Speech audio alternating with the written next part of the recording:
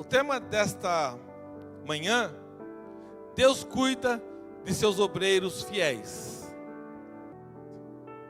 No Filipenses capítulo 2, no versículo 25, o apóstolo Paulo, ele estava preso. Portanto, é ele quem espero vos enviar. Tão logo tenha certeza sobre minha situação. Tenho fé no Senhor, que em breve... No domingo passado, eu trouxe uma mensagem falando sobre agradar a Deus. Nem sempre você obedecer a Deus é agradar a Deus.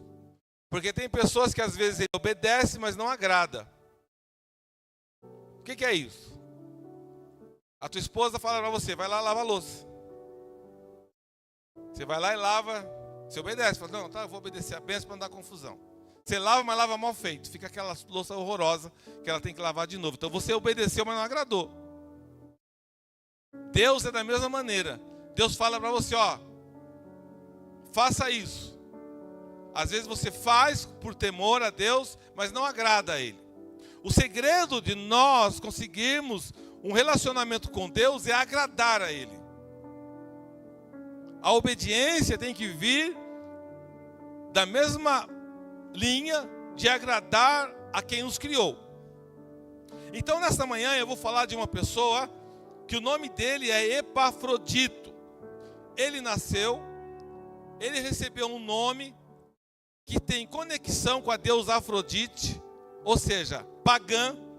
Epafrodito se converteu a Jesus. Irmãos, esse cara, ele conseguiu coisas lindas. Se nós temos hoje a carta de Filipenses, é porque Epafrodito colocou a vida dele em risco para levar alimento e oferta para Paulo na prisão. Ele ficou doente lá, quase morreu, mas Deus não deixou ele morrer. Então, Epafrodito, ele desempenhou um papel fundamental na história bíblica. E poucas pessoas às vezes falam dele. Isso pouco importa. Ele é mencionado 2 vezes no livro de Filipenses, quando Paulo estava preso. Foi Epafrodito quem entregou o manuscrito original de Filipenses para a igreja de Filipos. Então é assim, imagina o pastor Nelson está preso. Estou lá preso, na cadeia, lá em Roma. Aí o Devair fala assim: eu vou levar. Aí a igreja levanta umas ofertas e alimento para levar para o pastor Nelson. O Devair fala assim: eu vou levar lá para o pastor. É o Epafrodito. Ele pega as coisas e leva lá para o pastor Nelson. E eu faço uma carta para a igreja. E ele traz a carta de volta. Foi isso que Epafrodito fez. Ele foi, levou as ofertas da igreja de Filipos para Paulo e voltou com a carta de Filipenses. Só isso. Então, eu vou ler agora Filipenses 2, do 25 ao 30. Eu vou ler agora, acompanhe comigo. O Babi vai colocar lá no telão. Eu vou ler a partir do 25. Filipenses 2, 25 ao 30. Diz assim: mesmo assim, creio que será necessário enviar-vos de volta Epafrodito, meu querido irmão, auxiliador e companheiro de lutas, mensageiro a quem enviaste para me ajudar nas minhas necessidades. Pois ele tem saudade de todos vós e se sente angustiado por saberdes que ele havia adoecido. De fato, ele esteve gravemente enfermo, à beira da morte, mas Deus se compadeceu dele. E não apenas dele, mas igualmente do meu coração, para que eu não fosse afligido por tristeza sobre tristeza. Por isso, o enviarei a vós com mais urgência, a fim de que possais vos alegrar ao vê-lo novamente, e com isso eu sinta menos tristeza. Recebei-o, portanto, no Senhor, com grande alegria. Sempre honrai pessoas como ele, porquanto ele chegou às portas da morte, por amor à causa de Cristo, arriscando a própria vida para suprir a cooperação que vós não pudestes me conceder. Pai, no nome de Jesus, eu quero te pedir, Jesus, que essa palavra entre os nossos corações, que essa palavra seja derramada em nós, que nós possamos entender, compreender e viver, meu Pai, como obreiros fiéis na Tua casa e na Tua presença. Eu oro assim, Pai, no nome de Jesus. Amém. Quando Deus, Ele escolhe alguém, quando Deus te escolhe, quando Deus desenvolve um plano para trabalhar através da tua vida, a única pessoa que pode trabalhar esse plano de Deus é você mesmo. A única pessoa que pode parar as bênçãos na tua vida é você mesmo. Servir a Jesus Cristo não é fácil. Se alguém falar para você, olha, vem para a minha igreja que você vai ganhar dinheiro, vai ficar rico, que você vai... Irmãos, riqueza é um dom. Tem pessoas que Deus dá o dom de ser rico, tem pessoas que não. Mas a questão é que Deus cuida daqueles que são fiéis. Deus, quando Ele resolve abençoar alguém, quando Ele resolve operar na vida de alguém, quando Ele resolve trabalhar na vida de alguém, quando Ele resolve fazer algo para a tua vida, absolutamente ninguém, nada pode parar. Porque quando Deus decreta a bênção, quando Deus decreta a vitória, quando Deus decreta que você vai ser transformado pela glória dEle, absolutamente nada e ninguém pode tirar o que Deus planejou para você. Porém, na nossa vida, na minha vida e na tua vida, Deus nos dá alguns testes. Quando você coloca a tua vida nas mãos de Deus, quando você fala, olha Deus, eu vou te servir, a tua vida é completamente transformada pelo poder dEle. A tua vida é completamente diferenciada pelo poder dEle. A tua vida é uma vida de transformação. Deus fala assim, olha, eu vou declarar a bênção sobre a tua vida. Epafrodito, ele falou, eu vou me colocar à disposição da igreja para levar os benefícios para Paulo e para trazer a carta que Paulo escreveu lá na prisão, e nós vamos vencer. Quando a igreja está unida, quando a igreja está junta, quando a igreja fala, nós vamos vencer. Irmãos, não é a quantidade de gente, mas é o poder de Deus que opera na tua vida para a glória dEle. É o poder de Deus em ação. O poder de Deus, quando o poder de Deus é em ação, você não se preocupe. Sabe por quê? Porque Deus, Ele vai entrando na tua casa, Deus vai entrando na tua família. Epafrodito, ele era um mensageiro que entregou um pacote de bênçãos para Paulo. Ele era um irmão. Qualquer irmão da igreja pode fazer a obra. Ele era um companheiro de batalha. E todo mundo trabalhava com o mesmo objetivo. Se nós trabalharmos com o mesmo objetivo, nosso caminho é vitória. Não pode haver o que? Divisão. A divisão não faz parte da obra de Deus. A divisão não faz parte. Nós precisamos entender que Epafrodito era um homem de devoção, ele era um homem de fidelidade, ele era um homem de alto sacrifício, ele se sacrificava pela obra.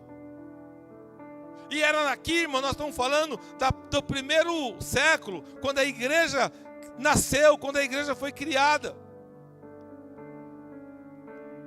O cristão, ele tem que colocar os interesses dos outros à frente dos próprios interesses.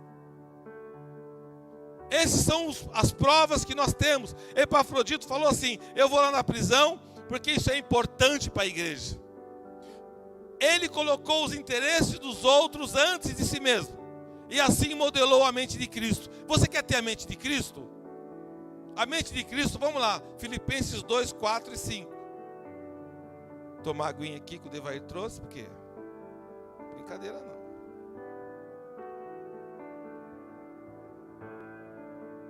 Olha só. Cada um zele não apenas por seus próprios interesses, mas igualmente pelos interesses dos outros. Tende em vós o mesmo sentimento que houve também em Cristo Jesus. Jesus, ele foi para a cruz pensando em quem? Na gente, ele não pensou nele. Ele falou: olha Deus, é o seguinte, afasta de mim esse cálice. Se for da tua vontade, eu não quero ir para a cruz. Tira eu desse negócio. Deus falou: não. Então ele pensava na gente. Agora, e nós? Hoje, nós estamos pensando nos outros. Quando a gente faz a obra no Paquistão, nós estamos pensando nos paquistaneses que nós nunca vamos ver na vida.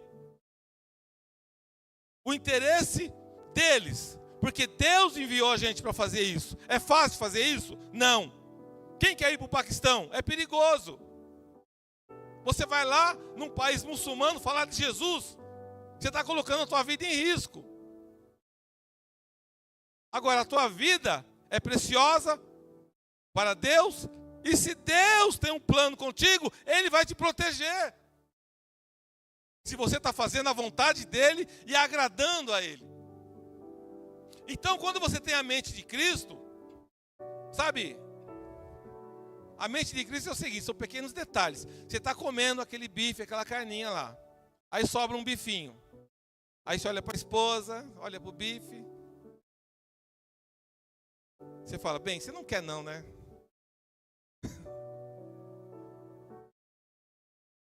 Você recebe aquele aparelho celular chique.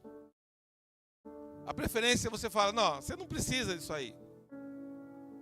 Isso aqui é para mim. No pequeno detalhe você vê quando a pessoa tem a mente de Cristo.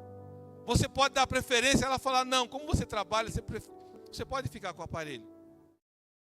Mas tem pessoas que ela não consegue nem dentro de casa dar preferência para a pessoa, quanto menos na rua.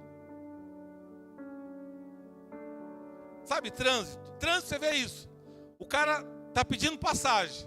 Você tem como dar passagem, mas não, você é praticamente o Ayrton Senna da última geração. Você não vai dar passagem. Isso é um treinamento que a gente faz, irmãos. É um treinamento. Tem situações na nossa vida que Deus nos dá a oportunidade de trabalhar a mente de Cristo, mas a gente não consegue. A gente tem que colocar a nossa mente, a nossa carne acima da mente de Cristo. Eu estava no barbeiro, aí chegou um senhor, bem, você percebia que ele estava numa situação bem precária. Eu terminei lá de fazer o corte. Eu falei para o Vitor: ó Vitor, eu não conheço esse rapaz, não sei quem é. Está vendo aquele senhor lá? Eu vou pagar o corte dele. Mas, pastor, você conhece ele? Eu falei: não, não conheço. Você vai pagar? Vou. Paguei o corte dele, fui embora. Aí o Vitor me ligou: pastor Nelson, o homem saiu daqui chorando. O homem saiu daqui chorando, pastor. Quando eu falei para ele que já tinha sido pago o corte dele. Ele falou: como assim já foi pago? Ah, o pastor pagou. Ah, quem é esse pastor? Eu preciso ir lá ver o pastor. Eu falei: não, não precisa falar nada. O que é isso? Quando o Senhor te dá aquele no teu coração, a vontade de ajudar, é uma prova. Você fala: eu não vou ajudar nada, vou pagar o corte desse homem por quê? Eu não conheço ele. Mas Deus está falando: olha, faz a minha vontade, me obedece, faz o que eu estou falando, porque eu vou trazer a bênção sobre a tua vida. Trabalha a favor de outras pessoas. E Epafrodito levou lá, e ele ficou doente, quase morreu lá em Roma, porque ele fez a vontade de Deus. Então, no final da carta, Paulo menciona que perto do final da carta dele, ele diz assim: mas tenho tudo, até em excesso, tenho amplo suprimento, depois que recebi de Epafrodito que me enviaste, como aroma suave e como sacrifício aceitável a Deus, agradável a Deus. Vamos lá, Filipenses 4,18. Tem momentos que você ouve aquela palavra: tudo posso naquele que me fortalece. Mas não significa que você vai viver uma vida de graça. Você vai ter dificuldade, você vai ter luta. Você pode e você consegue viver com luta. Você consegue se humilhar e falar: não, eu vou viver para o meu Deus debaixo dessa dificuldade. Olha aí, agora estou plenamente suprido. até em excesso. Tenho recurso em abundância. Epafrodito levou para ele. Desde quando recebi de Epafrodito os donativos que enviastes, como oferta de aroma suave e como sacrifício aceitável a Deus. Então presta atenção, irmãos. Quando a gente ajuda alguém que está numa situação muito difícil, é como você estivesse recebendo sobre a tua vida um aroma suave. Deus falando: olha, eu cuido de ti. Cuida dos meus pequeninos. Nós temos que ter amor. Nós temos que vivenciar o amor. Falar que ama é fácil, irmãos. O difícil é viver amor. O difícil é dar testemunho de amor. O difícil é provar o amor. Versículo 19 agora, por favor. Não tem problema. Mas o meu Deus suprirá todas as vossas necessidades, em conformidade com as suas gloriosas riquezas em Cristo Jesus. Aqui, deixa aí, Babi, por favor. É o que eu falei agora há pouco. Às vezes nós temos dificuldade em dizimar, em ofertar, em ajudar na obra. Mas nós vamos precisar desse versículo. Mas o meu Deus suprirá todas as vossas necessidades, em conformidade com as suas gloriosas riquezas em Cristo Jesus. Jesus é rico, gloriosa riqueza de Jesus. E nós vamos precisar de Jesus em algum momento da nossa vida. Em vários momentos da nossa vida, nós precisamos das gloriosas bênçãos que vêm de Deus. Porque Ele suprirá todas as vossas necessidades, segundo a riqueza na glória de Cristo Jesus. O que significa isso? A minha necessidade não é a tua necessidade. Às vezes a tua necessidade não é dinheiro, é cura, é libertação, é paz, é alegria, é amor. Tem gente que tem muito dinheiro e não tem paz. Tem muito dinheiro e não tem alegria. Tem muito dinheiro e não vive uma vida de abundância, porque ele só tem dinheiro. Não consegue ter alegria com os filhos, não consegue ter alegria com a família, não consegue ter uma alegria, mas tem dinheiro. Então a necessidade da pessoa não é o dinheiro. A necessidade da pessoa é paz. A necessidade da pessoa é ter comodidade em casa, com a família, ter libertação. E às vezes a sua necessidade é dinheiro. A tua necessidade é alimento. A tua necessidade é muito variável. O que é que você precisa na tua vida? Deus pode suprir. Então, o que eu quero dizer hoje para você? Quando um homem como Epafrodito dá de si mesmo em prol do reino de Deus, muitas pessoas se beneficiam. E esse homem é digno de honra, e sua presença é motivo de alegria. Vamos colocar lá Filipenses 2:29.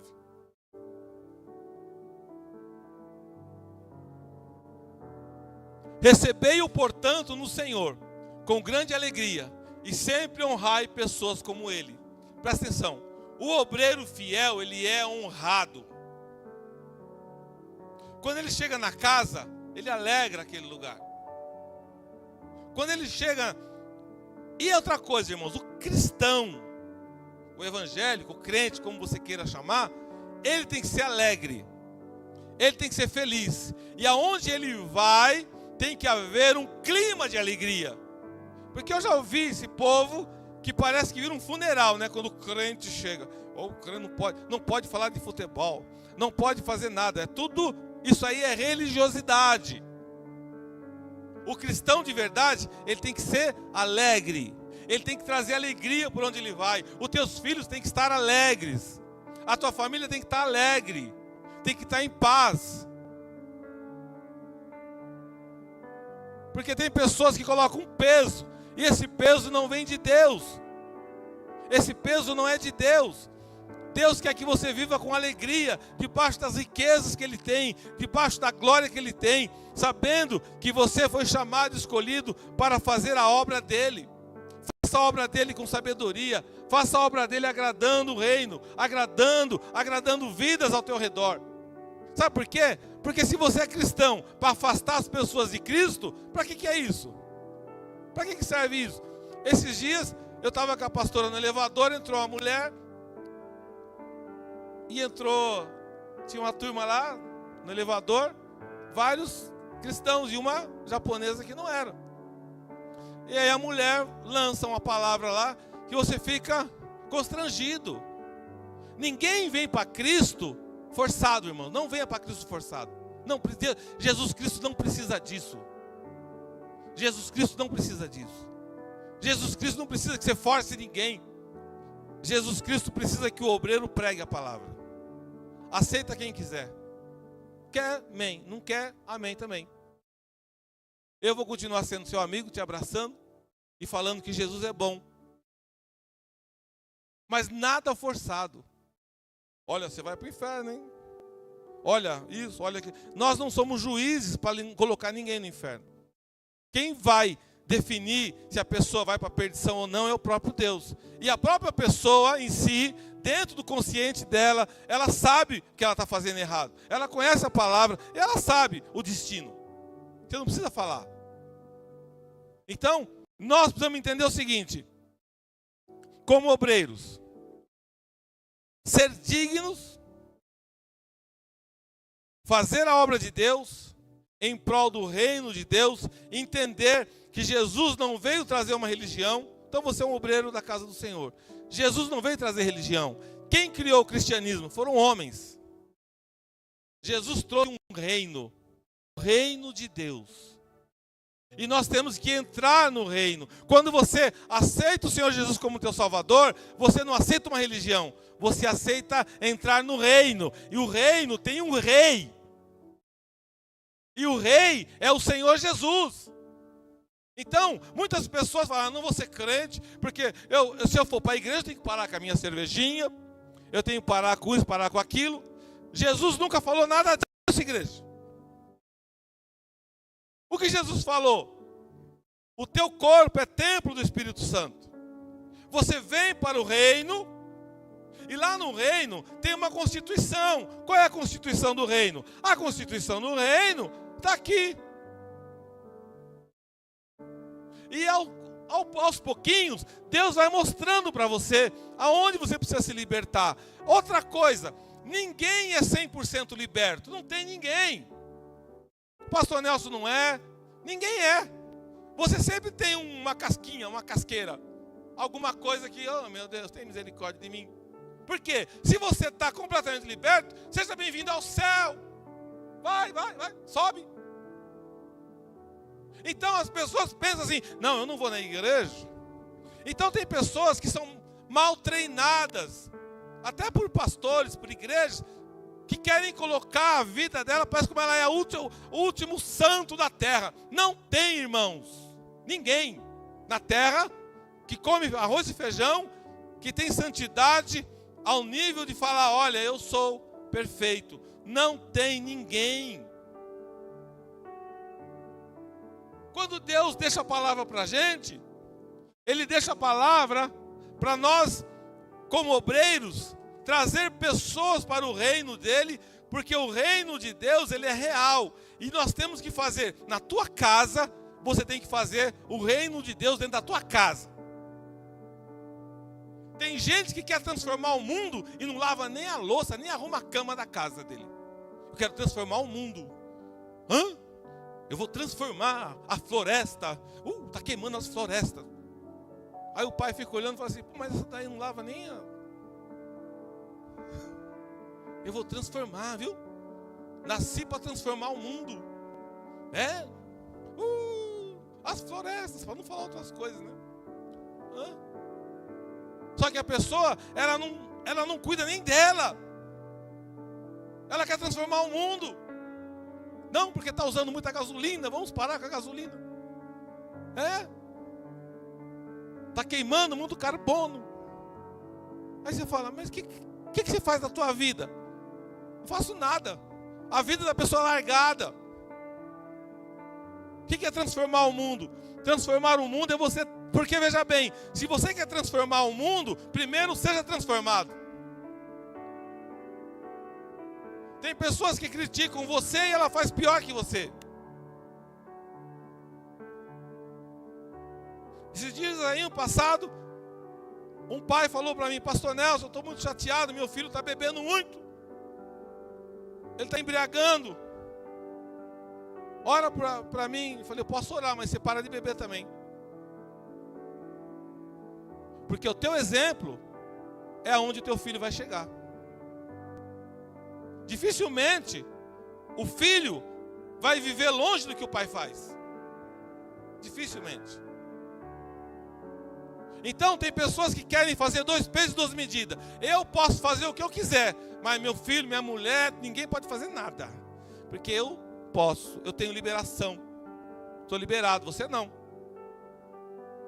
Então, quando você é transformado, você transforma pessoas. Se você não é transformado, quem está do teu lado vai viver o que você vive. Dificilmente. Se você vai no mercado e você pega uma coisa escondida lá. O teu filho vê, ele vai fazer a mesma coisa. Eu tenho um amigo que ele foi lá no meu escritório, começou a conversar comigo, aí ele começou a chorar. Ô pastor, eu preciso confessar um negócio para o senhor. Eu falei: o que foi? Sabe o que aconteceu comigo? O quê? Eu estava, saí da igreja, glória, glória, aleluia. Saí da igreja, eu, minha esposa e meu filho, minha filha na verdade. Conforme a gente saiu de carro na esquina da igreja, veio um morador de rua, olhou para mim e falou assim: pelo amor de Deus, me ajuda. Ele falou: mas o que você precisa? Eu preciso de fralda e de uma pomada, que meu filho está precisando. Eu falei para ele assim: não, eu vou comprar. Você vai comprar? Vou comprar. Ó, aqui em cima tem uma farmácia, eu vou comprar. Pastor, sabe o que eu fiz? Eu passei direto da farmácia. O meu filho falou assim: agora você virou mentiroso? Minha filha: como assim? Você não falou que ia comprar a pomada e a fralda? Farmácia ali, ó. A filha dele falou para ele, filha dele com 8 anos. Ele falou: é?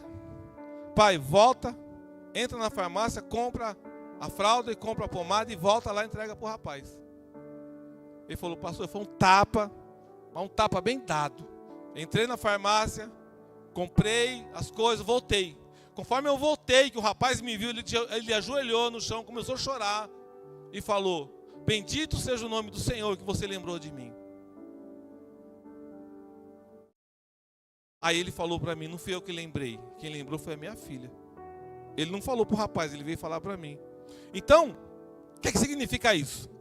Viver o evangelho são atos, não são palavras. O obreiro, se alguém pedir oração para você, ore na hora. Ah, eu vou orar. Não, ore na hora. Ontem eu estava no carro vindo com a pastora, uma irmã ligou lá do interior: pastor, tem uma irmã aqui com câncer.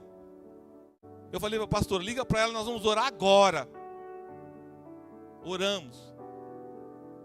Você tem que entender que quando Jesus te escolhe para a obra, quando você é um obreiro fiel, Ele vai usar você e as pessoas vão ser curadas, as pessoas vão ser abençoadas. E quando você é um obreiro fiel, agora entra a parte boa da pregação, Ele não esquece de você. Olha para o irmão lá daí, se a minha pregação está chata, fala assim: Jesus não esquece de você. Ele não esquece de você. Presta atenção no que eu estou falando, creia nisso. O Senhor Jesus não esquece de você. Ele não esquece do teu filho, Ele não esquece do teu neto, Ele vai visitar várias gerações, por um ato de bondade sua. Por um ato de bondade sua, Ele vai visitar muitas gerações. O que você precisa está nas mãos de Deus. Ele está esperando você dar o passo. Ele está esperando você dar o passo e falar: a partir de hoje eu vou te servir, Jesus. A partir de hoje eu vou colocar o meu nome no teu livro, Jesus. E quando você coloca o teu nome no livro dele, a tua vida é transformada. E quando você começa a fazer a obra dele, quantos irmãos aqui na igreja, e eu falo, gente, você tem capacidade, você vai fluir, você vai voar, você vai ser uma bênção. E a pessoa: pastor, eu não acredito em mim, mas eu acredito em você. Você vai vencer. Só que quando você vencer, não esqueça de quem fez você vencer. O Criador dos céus e da terra, o Deus Todo-Poderoso. Ele pode fazer infinitamente mais de tudo aquilo que você pode pensar e imaginar, e Ele vai te usar para a glória dEle. Ser um obreiro fiel é tremendo, irmãos, é tremendo. Quando a pessoa começa a trabalhar na igreja, presta atenção, ela chega na igreja sem eira nem beira. É assim que funciona. O pastor Nelson já tem 30 anos nesse negócio, desde que eu me cuidava de ministério de jovens, eu, a pastora Lu. Aí você começa a orar pela pessoa, e a pessoa começa a vencer na vida. Você começa a ver, o pessoal começa a trabalhar lá no computador da igreja, ou limpa a igreja. Daqui a pouco você não vai ver, por quê? Foi viajar para o exterior, foi viajar de avião, foi embora. Sabe por quê? Porque Jesus começa a abençoar, Jesus começa a honrar. E quando você começa a entender isso, você fala: tudo isso é para a glória de Deus. Quando você começa a entender, porque as pessoas, às vezes o inimigo coloca corrente e você se trava. Você fala: não vou para a igreja, esse negócio de igreja não é comigo, esse negócio de igreja não é comigo. Jesus está falando: vem que eu tenho um mistério contigo. Vem que eu tenho um manto com você. Vem que eu vou te abençoar. Vem que eu vou te abençoar grandemente. Eu vou te guardar. Nick Cruz, ele era um bandido muito perigoso em Nova York. Hoje é um dos maiores evangelistas que tem. E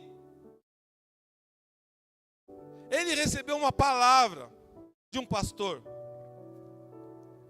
E o pastor foi lá na quebrada dele, lá no meio dos bandidos, tirou o sapato, tirou o terno, deu para ele e falou assim: Jesus, ele tem um amor muito grande pela tua vida. Aí Nick Cruz falou para ele assim: eu vou te matar. Ele falou: você pode me matar, você pode me dar um tiro, você pode me destruir. Cada pedaço do meu corpo que está aqui no chão vai falar para você que Jesus vai te usar. Aí Nick Cruz falou: o quê? Eu quero esse Deus. O homem não teve medo. Hoje, o pastor já falecido, e Nick está dando testemunho por aí. O que eu quero te dizer é que não tem nada impossível para Deus. Nada é impossível para o teu Deus. Nada é impossível. Quando você é um obreiro, uma obreira, fala assim: Senhor, eu quero fazer a tua obra. O Senhor te pega, Ele te dá novos trajes, nova vida. Ele muda a tua vida. Ele muda você. Ele coloca um brilho na tua vida. Ele tira o peso de você. Você começa a viver uma vida transformada. Você começa a viver uma vida para a glória de Deus. Você começa a ganhar outros para o reino de Deus. Você começa a falar do amor de Deus. E você começa a ser visto por Deus de maneira diferente. Eu quero que nesta manhã, o Senhor pediu para eu trazer essa palavra, para que os obreiros, para aqueles que querem fazer a obra de Deus, para aqueles que querem se aproximar de Deus, verdadeiramente busquem essa face, busquem essa presença. Não tenha medo e nem preconceito. Porque, irmãos, presta atenção, como as coisas são engraçadas. Para fazer a obra do mal é fácil. Ninguém tem preconceito. Para fazer a obra do bem, a pessoa tem preconceito.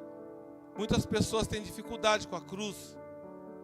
Muitas pessoas têm dificuldade de aceitar o Senhor Jesus como seu único e legítimo Salvador. É entregar a tua vida para Jesus e falar: olha, Jesus, até aqui eu não consegui fazer. Eu não consegui felicidade. Eu não consegui paz. Eu trabalhava com um homem, o homem que eu conheci, o homem mais rico que eu conheci na minha vida.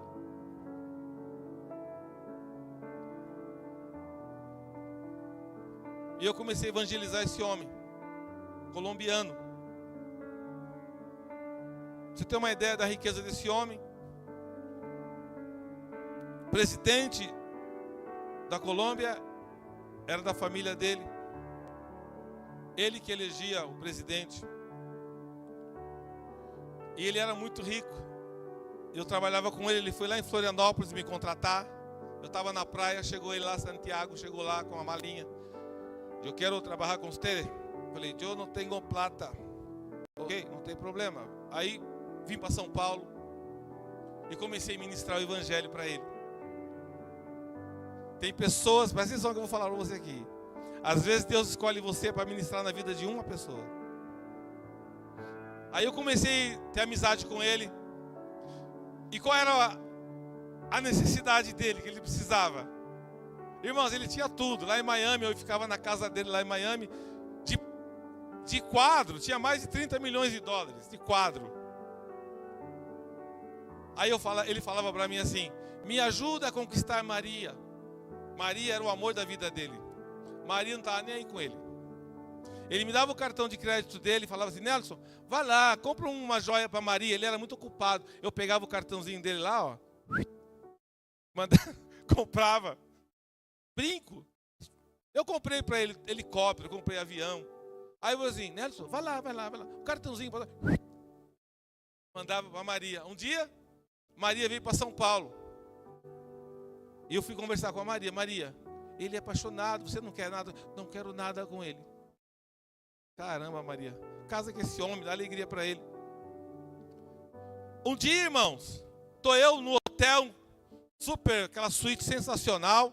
Deus me tomou lá. Falei: hoje, Santiago, hoje você não escapa. Ele falou: não escapa do quê? Ele morria de medo, né?